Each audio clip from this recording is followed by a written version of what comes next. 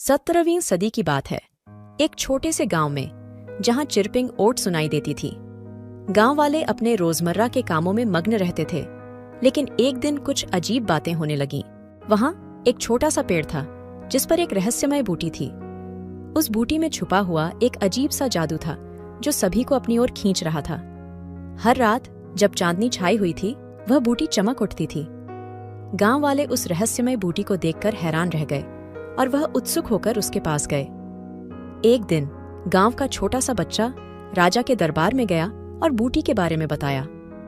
राजा ने बच्चे की बात सुनी और उसने उस रहस्यमय बूटी की ओर रुख किया।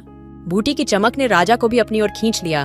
राजा ने बच्चे से कहा, तुम इस बूटी को लेकर अपने गांव में वापस जाओ, लेकिन ध्यान रखो, यह तुम्हारा और तुम्हारे गांव वालों के लिए केवल सत्य और नेकी का इस्तेमाल करने के लिए है।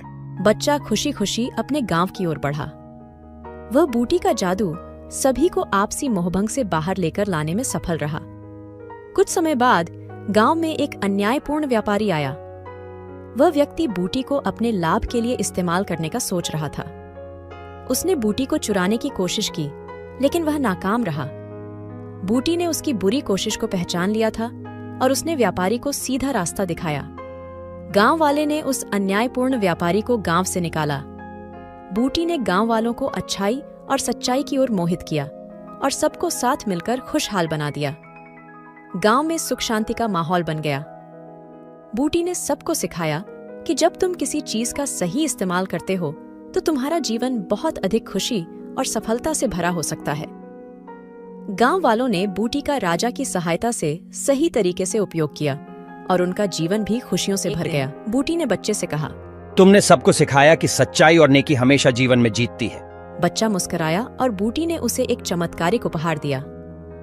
उपहार का एक जादू हुआ और बच्चा एक बड़े सुंदर सा महल देखा।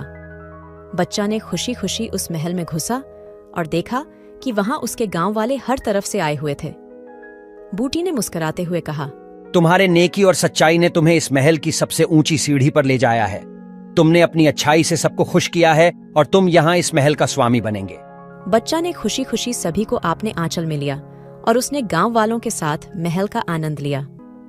इस रूप में बूटी ने उस गांव को अच्छाई, सत्य और प्रेम का सिखाया और सभी को सुखी जीवन दिया।